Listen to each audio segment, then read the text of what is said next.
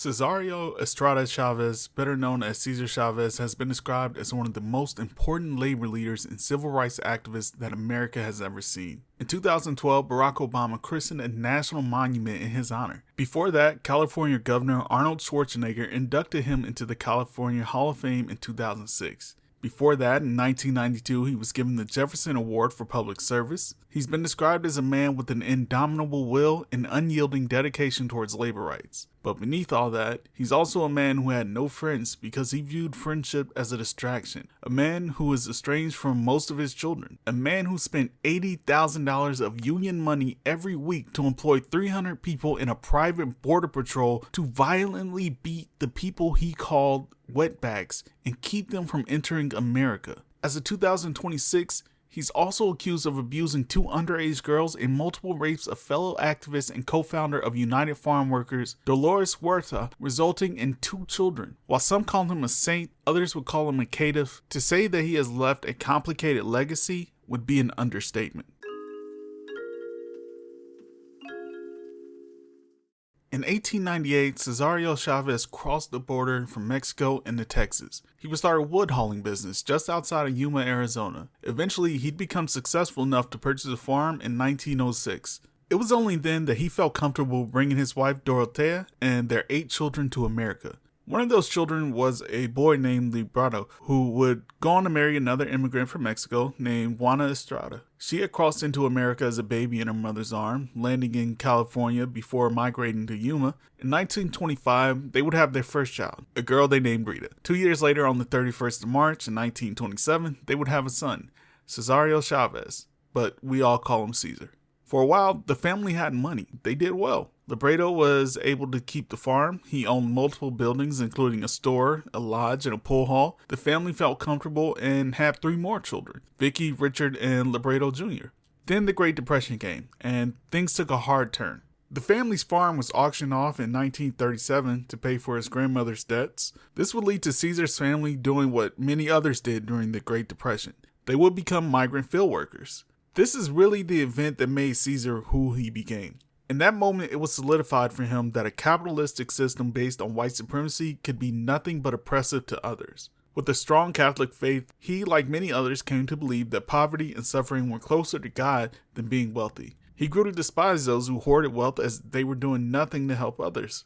Add to this the growing anti-Latino harassment he received at school, which is why he chose to go by Cesar, because it was less Latino than Cesario. This coupled with white businesses deciding they wouldn't serve Latinos, which is crazy because this is during the Great Depression. I know y'all needed the money. He was mad. And to be clear, he had every right to be. When he graduated from middle school, he was finished with school. He dropped out to become a full-time laborer before eventually joining the Navy from 1944 through 1946. Then he just decided it wasn't for him. He was much happier working on farms. In 1947, he joined the National Farm Labor Union shortly before they called for a strike against DiGiorgio grape fields. Inspired by the Corcoran cotton strikes, they would lead marches around the field calling for others to join them. Despite being new to the union, Chavez took a leadership role in this.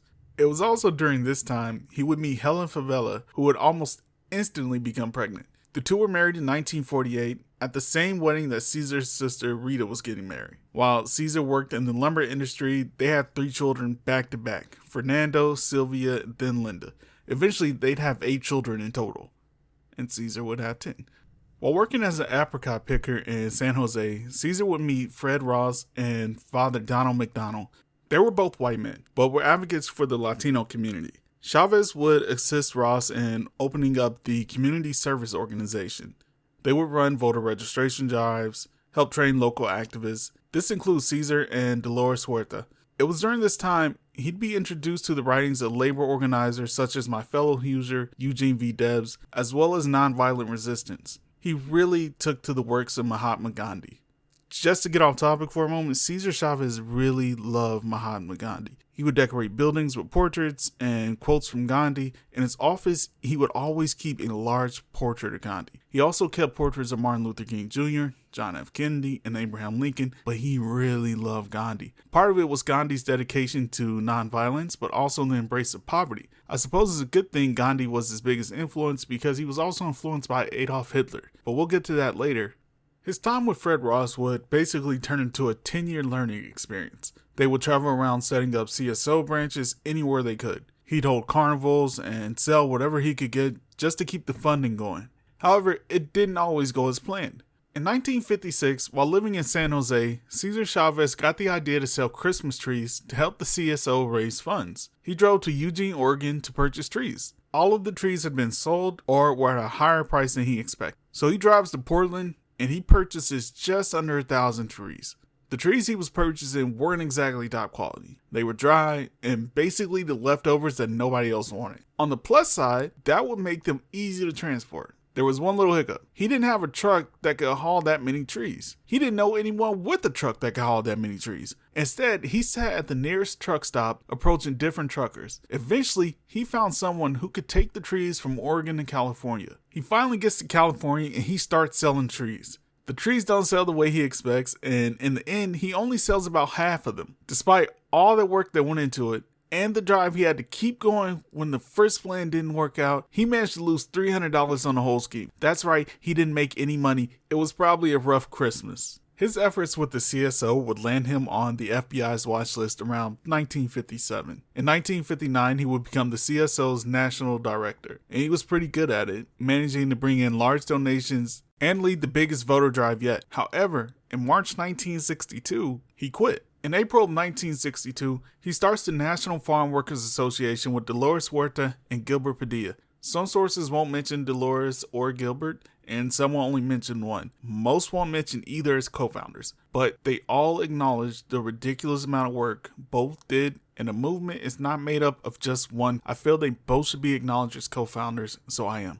Later, the group would merge with several other groups, creating the United Farm Workers, which they're most commonly referred to now, with their slogan, "Si se puede," meaning yes, you can, and their flag, which looks crazy. Look, I know red is a socialist color, and of course the Aztec eagle for their heritage, but the white circle is a bit too much. Please throw some words on there or just drop the circle. I know color photography wasn't huge during the time, so some people had no idea the other flag was red, but at a certain point, someone should have addressed how the flag looks by now. In San Joaquin Valley, UFW had rented a home. It was the base of operations for their new labor union. In an attempt to keep employers from figuring out what they were doing, UFW told them that they were doing a census of farm workers. When speaking to the workers, they would never call it a union, only a movement. This was done to avoid any negative connotations that the word union might have had. The organization rose to a national prominence in 1965 when they called for a strike in Delano, California. Known as the Delano Grape Strike, over 2,000 workers refused to work the grape fields until they could be given higher wages. It wasn't a quick strike either. In 1968, it was still going. This led to Cesar going on a hunger strike, during which he'd receive a telegram from Martin Luther King Jr. which would state, "You stand today as a living example of the Gandhian tradition, with its great force for social progress and its healing spiritual powers. My colleagues and I commend you for your bravery, salute you for your indefatigable work against poverty and injustice, and pray for your health and your continuing service as one of the outstanding men of America." When he finally broke the strike, Senator Robert Kennedy would be there with him. The hunger strike had promoted him to a national level of influence. States like Arizona were passing laws just to keep UFW out of their states. He was on the cover of Time magazine. It would take until July 29th of 1970 for the strike to finally end. UFW looked like a miracle organization, but from the outside looking in, and with the gift of hindsight, UFW was not without issues. I believe most of the issues came about in 1967 when the UFW moved to their first real headquarters called the 40 Acres. From the jump, it was odd and honestly kind of cult-like. Cesar wanted to be a spiritual center for UFW because he was worried about people straying from the path of good. This included things like his cousin Manuel, who had been cutting the refrigeration lines on trains that transported grapes. This angered Cesar, and he stated, "He's done all the dirty work for the union. There's a lot of fucking dirty work, and he did it all."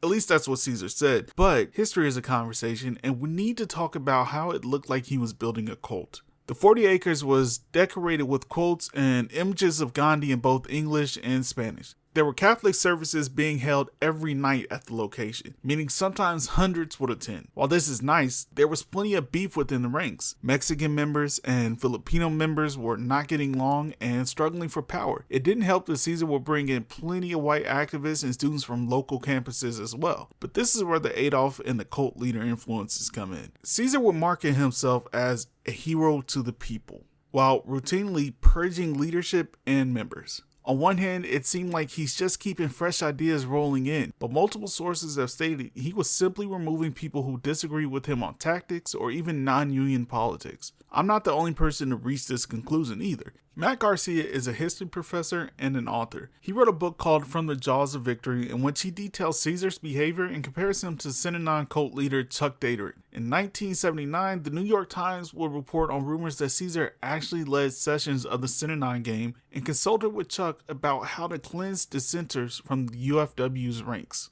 If you want a full video on the wildness that is Synanon, leave a comment and subscribe. I'll get back to you. But in short, Synanon was a cult built around addiction rehabilitation. They played a game that they called The Game, in which the group would just tell a person they were trash while they recounted the story of their life. Sessions could last up to 72 hours, and Daterick outright admitted this is just brainwashing.